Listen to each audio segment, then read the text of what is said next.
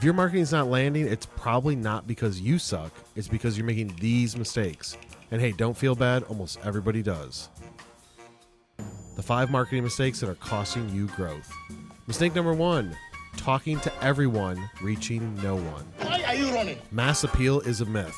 The best brands speak to one person so clearly that millions listen. Find your niche, own it. Mistake number 2, ignoring the data. Guesswork is dead. Your data is screaming at you. Are you listening? Test, learn, adapt. That's how brands grow. Numbers don't lie, so use them. Mistake number 3, messy branding. Confused customers don't buy. If your look, tone, and message change every week, you're losing trust before you've even earned it. Who are you? Mistake number 4, selling, not helping. Nobody wants to be sold to, but everyone wants their problem solved. So flip the script, serve first, sell later. Mistake number 5, being boring.